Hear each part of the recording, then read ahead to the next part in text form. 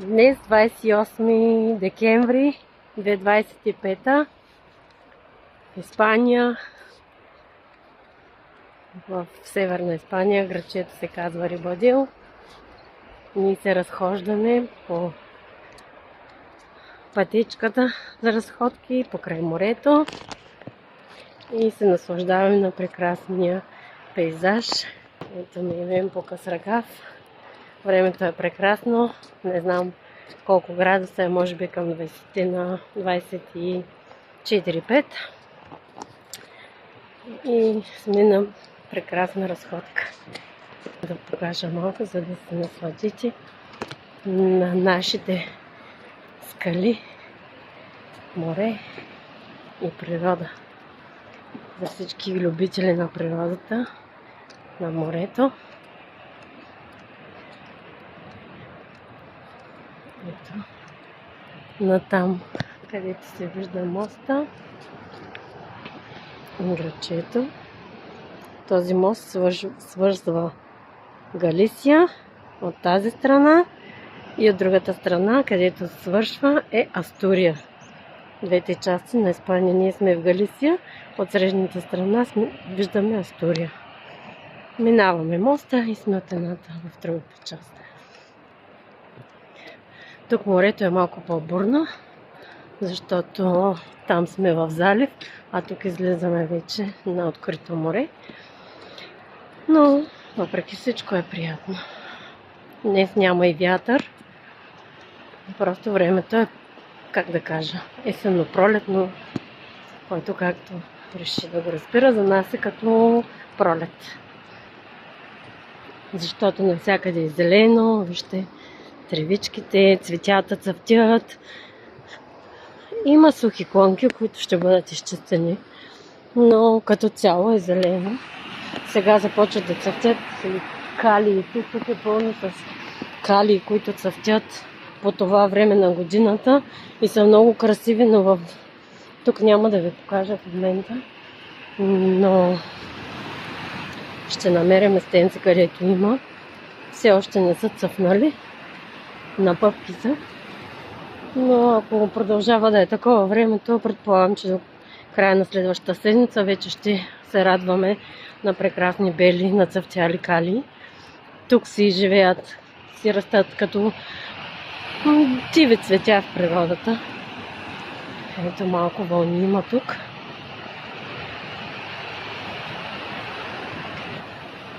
Но и така. Прекрасна природа, чист въздух, защото тук навсякъде около нас има евкалиптови гори, които правят въздуха невероятно чист, невероятен за дишане. Сега ще идем до Фара. Ето там аз и друг път съм снимала, но по принцип това не е разходката. Това е покрай морето, с природата. Чудесно място и чудесно за разходка, особено когато и температурите са такива. Ето тук има цветчета, жълти нацъфтяли, зеленина. И така, за Испания имахме. Предната седмица беше така хладно, имаше и сняг по-нагоре, в Астурия, по планините, в Луго, но при нас не. При нас температурите паднаха до към 10 градуса. Може би малко по-малки, но нито сняг имаме. Ето хората, това е редовно тук. Велосипедистите, хората се спортуват. Температурите бяха паднали до към 10 градуса, но беше само за 2-3 дни. И това е. След това пак, ето, слънчето изгря и свети и е прекрасно, чудесно за разходки. А тук са направили, това е нещо ново, тук са направили пейки, ето, за почивка. Това е ново. Да. Ето тук да може да се наслаждавате на прекрасната природа. на морето. Ето го, отсреща се вижда и фара. Ще идем и там след малко. Още е доста далече. Ето така. Там в далечината има, не знам дали ще мога да я хвана, лодка. Другия малкия фар. И Астурия на там. То така. Продължаваме нашата разходка. Ето го кътчето, което са го направили. Дървени пейчици. И това е скоро правилно, защото преди 2 седмици го нямаше. Да правят хората. Правят в нищото. Има направени кътчета за отдих. Та така. Тук е известно с скалите. Как се казваха скалите? Плая де Катедрайс. Те са извън Рибадео. Това са едни скали, със сигурност сте ги чували, където когато е прилив, там не може да се влиза, защото морето се качва много високо. Когато стане отлив, слиза до такава степен, че става плаж.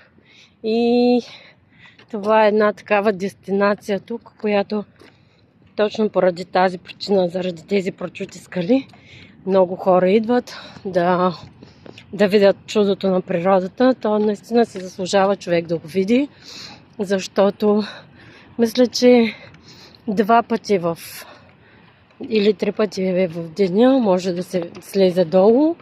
Тогава става отлив и става плаж, стават едни такива като дупки в скалите, през които можеш да преминеш. Хората се разхождат по плажа, си правят снимки и това явление се наблюдава съответно от хора, които работят там.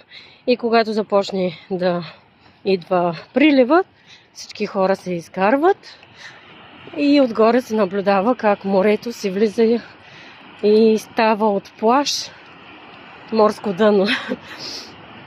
Това е едно много интересно събитие, заради което много туристи идват тук. Лятото, причината, по която също има много туристи, е, че температурите тук са страхотни.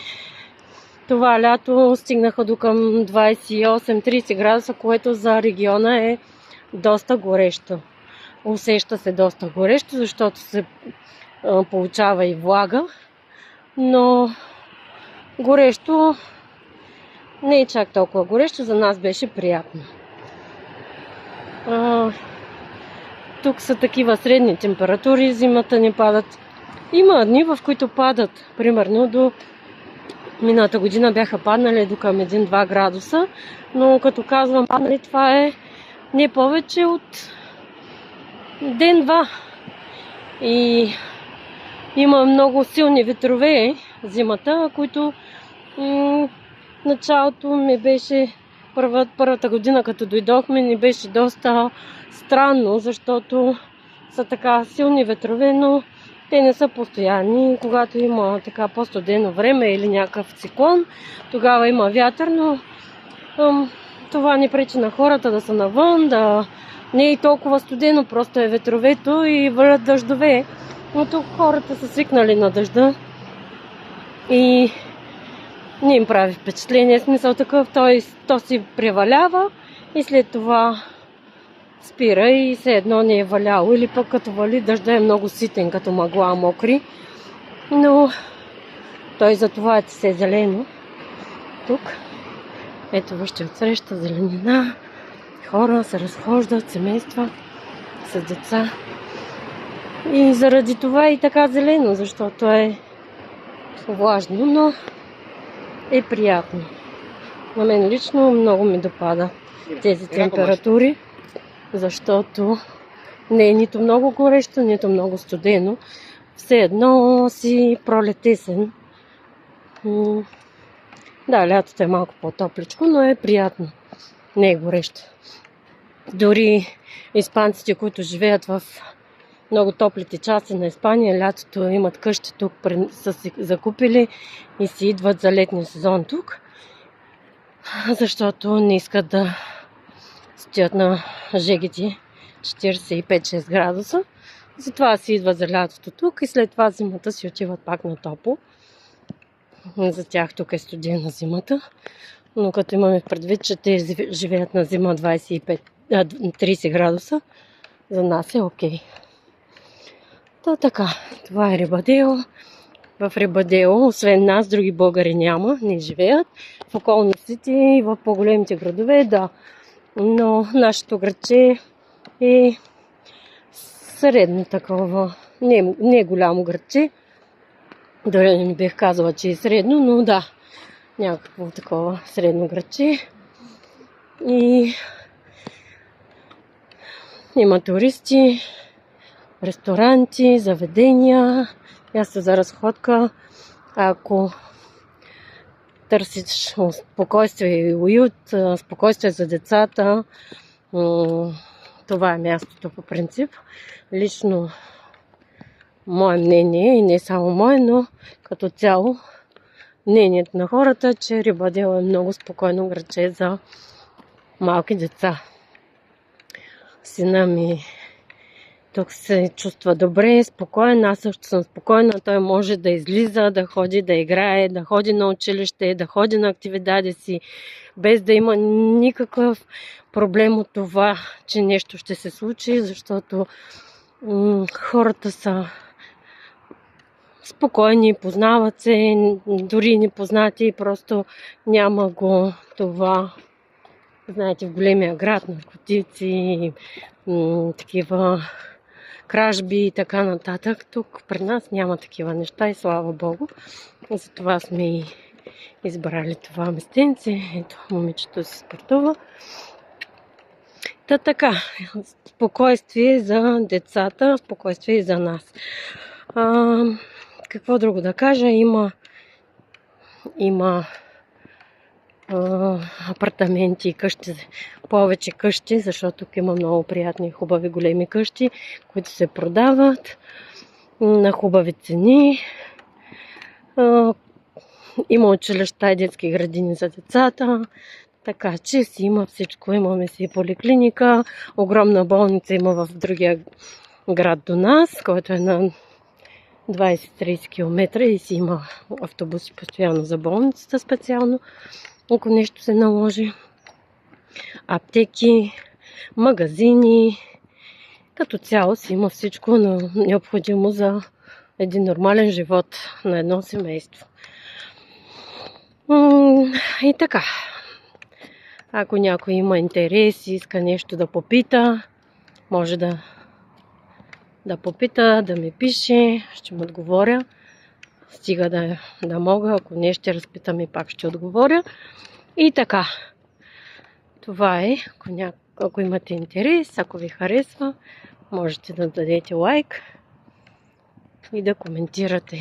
Сега, първо искаш ли да идем на плажа, който ти казах, че има? Тук намерих много така скоро. Тук лятото е пълно с каравани. А тук тази бялата сграда отсреща е фабрика за мляко. Тук има много крави и асторийското мляко. Прочуто в цяла Испания. Тук кравите си на свобода и така живеят си, всички животни са пуснати на свобода. Доскоро под нас в двора имахме 4-5 овчици, които хората си плащат на жената, на която е двора, само за да се стоят там овцете и да си пасат.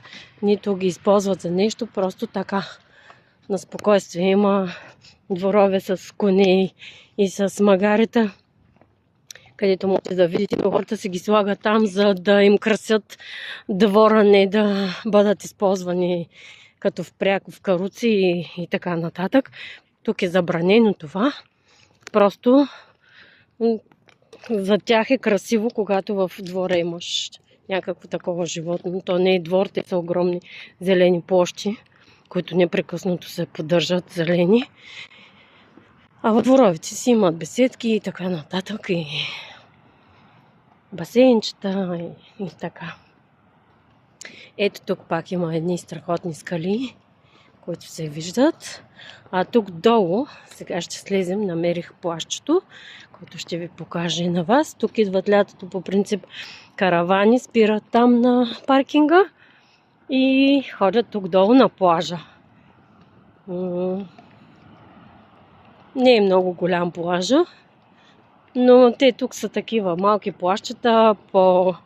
Има някои, които са само с камъчета, има други с пясък, трети, които са направени с трева, защото така са пригодени, че да има възможност за хората. Този специално има камъчета и пясък. Нали? Но сега ще ви покажа ето го плащето. Тук ще слезем и до морето. Но така, общо взето, такава е тук природата, красиво, въздухът е много свеж.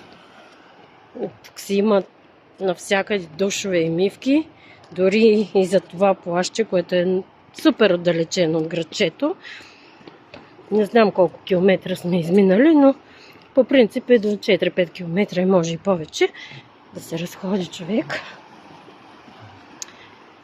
И има си стълби, обезопасени, където навсякъде е това. На всяко едно такова плащче има стълби, обезопасено е, за да може всеки един да слезе и да се възползва от плажа.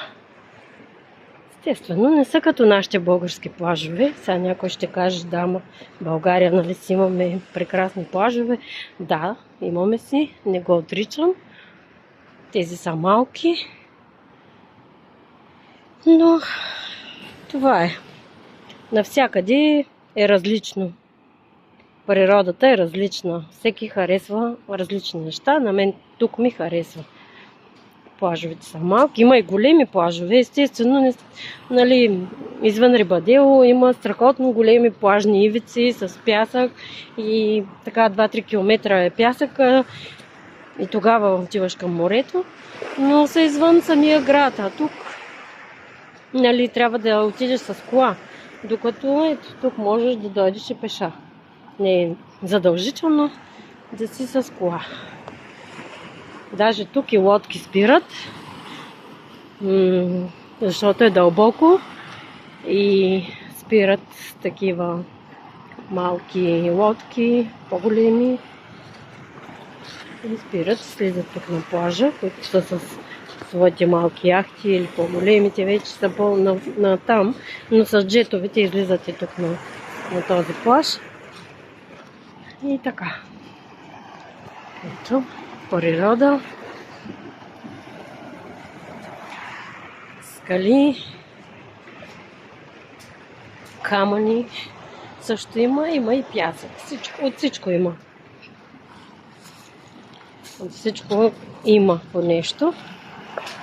Вижте, тук е била водата, защото е мокро. Явно сега е отлив, защото в момента е, където стъпваме, морето се е отдръпнало. Хайде, тръгваме. Така. Ами сега ще се опътиме към Фара. Да ви покажа и Фара. Там на Фара има страхотно малко заведение, на което лятото е, просто не можеш да седнеш, там е пълно с хора, защото гледката е чудесна. Едно много Кипър такова направено е, с масички и столчета. Сега ще се опитаме да стигнем и до там. Предполагам, че няма да работи, но не съм сигурна. Гущерчета има, да. Имаме си гущерчета. Ето гледка. Ето от високо плащето. Сега в момента е доста голямо, защото се е дръпнала водата, но тези камъни, примерно, предполагам, че са вътре във водата. Предния път не беше толкова голямо, като идвах. Явно има отлив. Така. Хайде сега нагоре по стълбите. Си направиме разходката и фитнеса. Аз обичам да спортувам навън. Като казвам спортувам, е много силно казана дума, защото аз обичам да се разхождам, да вървя. Да, продължаваме разходката. Ето тук излязахме на Зелена Морава. Тук лятото, ето има масички, се правят. Там има барбекюта отдолу. Не ви ги показах под пейките. Това е направено с цел караваните, като дойдат. Тук хората лятото, пък и не само лятото, ето в момента има 2 каравани. Тук хората много обичат да наемат каравани под наем с семействата си, събота, неделя или както сега са почивни дни, да обикалят. Идват от далечни градове на Испания, просто искат да сменят обстановката, не им се занимава да ангажират хотели и така нататък.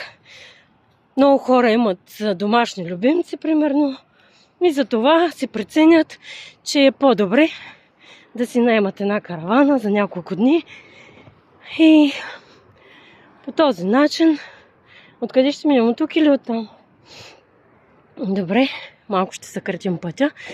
И по този начин си правят 2-3 дневна почивка. Като се спират в града, също има такива паркинги големи обозначени. Дори един е до нас, където живеем. И когато има фести, когато има празници или пък е лято, просто е пълно с хора, с каравани.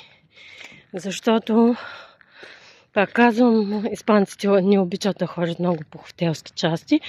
Те предпочитат да си вземат караваната. Сега вече има такива нови оборудване с всичко. Семейството и тръгват. 1-2 дни са в Рибадело, 1-2 дни са в Луго и така се обикалят. Не стоят на едно място и винаги имат разнообразие и са щастливи. Честно да ви кажа, не знам, но моето мнение е, че като испанците друг такъв народ няма. Те са такива усмихнати хора, добронамерени хора, няма злоба в тях, не таят лоши чувства. За мен това са уникални хора. Където и да съм отишла, на когото и да съм помолила, нито са ми отказали, нито са ме нагрубили. Ако не могат да ме помогнат, ще ме заведат при друг, който може да ми помогне. Имала съм контакти с адвокати, имала съм контакти с нормални хора, с по-бедни хора, с по-висшестоящи хора. И не съм видяла разлика в отношението на хората към мен. Пък и към всички останали, предполагаме така. Просто са си такива. Така са възпитани, така възпитават децата си, да бъдат толерантни, да бъдат задружни, да си помагат. Защото когато едното дете помогне, след това е нормално, ако то се нуждае от помощ, тази помощ да му бъде върната. И така възпитават децата и в училище, възпитават ги да работят в екип, да са задружни. И това на мен ми харесва, защото това нещо в България ни куца. Липсва, особено в последно време. Нещата там не вървят добре. Хората стават все по-злобни, все лоши един към друг, все по-завиждащи си един на друг, което на мен лично не ми харесва и може би и за това сме тук. Аз искам сина ми да расте в приятна обстановка, с приятели. Венга! С приятели, с такива добри хора и той да е добър и те да са добри към него. Защото в крайна сметка живеем един път. Не можем да направим рестарт на живота си и да кажем, не, нали, сгреших, бях лош, сега ще се върна и ще оправя нещата. Не. Просто това няма как да стане. Всичко е така. Един път живееш, един път грешиш, гледаш да се получиш от грешките си и да не ги правиш наново, но както и да е. Така, тук живота, казах, е спокоен, хората са усмихнати, децата са добронамерени едно към друго. Няма насилие, няма лошотия и побоища в училищата. Тук просто е немислимо. Ако има нещо такова, се стопира за секунди и се вземат мерки, за да не се повтаря. Не се дава криле и така нататък, че татко или мама имат парички, а пък другото няма. Не, тук всички са равни. Законите са равни за всички. За хората, за децата. Така че на мен лично това ме допада. Тук. Така. Общо взето.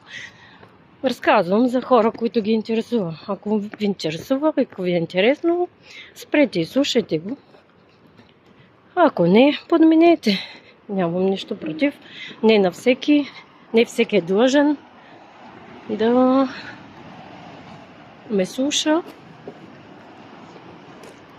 Има много хора, които ще кажат лоши неща, защо съм в Испания, защо съм предателка и така нататък. Всеки си взима решение сам за себе си. Не можеш, когато обуеш на другия обувките и тръгнеш по пътя му, тогава можеш да го съдиш. Има една такава приказка. Но много хора просто чуят, видят, че си навън или пък, че си решил да направиш нещо и съответно искат да те осъдят за това. Но в повечето случаи това са хора, които никога не са излизали навън, никога не са мърдали извън България. И ето вижте цветчетата, как са нацъфтяли. Сега ще ви ги снимам. И не знаят нищо. Просто си мислят, ще сега започват да цъфтят. Още не са нацъфтяли. Така сме взели решение, така сме направили. На нас ни харесва. Чувстваме се добре. Спокойни сме тук. И така. Работим, учим, почиваме. Забавляваме се, когато можем. Правим нормалните неща, които правихме и в България. По принцип, тук живота е по-лек. По-лесно се живее. Не е скъпо в магазините. Не трябва да купувам маркови дрехи на детето, за да се яви в училище на първия учебен ден. Не трябва да купувам скъпи букети за учителките, за учебната година, за началото, за края. Не. Тук такива неща няма. Просто ето го и кафенцето там. Тук е отворено, но няма как да се влезе. Просто тук тези неща не съществуват. Тук е един нормален учебен ден. Отиват си. В повечето ситуации ходят облечени нормално с Samsung, с тениска и маратонки, защото те имат много спорт през деня и трябва винаги да са добре облечени, да им е удобно да бъдат облечени добре. Удобни дрехи и никой не му прави впечатление. Дори ще им направи впечатление, тук е кафенцето, но не работи, за съжаление. Не работи. ще им направи впечатление. Ето тук има масички по принцип и лятото е хубаво, защото сега ще гледаш морето. Ще им направи на хората впечатление, ако детето ти ходи с маркови дрехи, облечено и нагласено. Тук повечето случаи ходят с маркови дрехи мароканците, които внасят такива ментета от Мароко и се обличат с Найка, Адидас и така нататък, но ти са като нашите турски ментета. Хората не се впечатляват от такива неща тук. Нормално се обличат от Примарк, от такива нормални магазини, Нью-Йоркър и така нататък. И като казвам Нью-Йоркър, тук съвсем не е някакъв марков скъп магазин, тук цените са съвсем нормални. Не е един нормален магазин, в който можеш да влизаш, да се напазаруваш, да се облечеш и така. Ето го и фара. И стигнахме тук. И може би на мен това ми харесва. Няма я тази показност, която има в България. Колко ми са скъпи дрехите, колко са ми скъпи колите и така нататък. Не. Така, хора. Разказах ви малко, поговорих малко. Надявам се да сте се насладили на гледките, които ви показвам. И ние си направихме страхотна разходка в този невероятно топъл и прекрасен ден. Времето е ясно. Чак утре ще се вижда гърчето, което не мога да предполагам да хвана от тук. Не знам. Да. Има хора, не желая да ги снимам. Там също се вижда в далечината другия град. Ето вижте, ви го приближих. И така. Надявам се да ви е било интересно. Мисля да приключа с видеото до тук. Ако някой има интерес и иска да разбере нещо повече за тази част на Испания, пак казвам, тук няма българи при нас и до някъде е по-добре, защото знаете, че в чужбина много хора казват по-добре да си далеч от българин. Аз лично не съм на това мнение, защото имам много приятели българи в Испания, където сме живяли в друга част на Испания и сме си останали приятели за винаги. Те са ми добри приятели, помагали сме си много едни на други, все още сме си приятели и се уважаваме. Така че според мен много зависи ти как ще се държиш и какви очаквания имаш от хората. Бъди добър, за да бъдат хората добри с теб. Аз съм на този принцип. Винаги така мисля и разсъждавам. Помагам когато мога. Когато се нуждая от помощ, на мен ми помагат. И така, това е. Мога да ви пожелая Мога да ви пожелая приятни празнични новогодишни дни, весели празници, весело посрещане на новата година и много прекрасни емоции за напред през новата година. Чао! До следващото видео!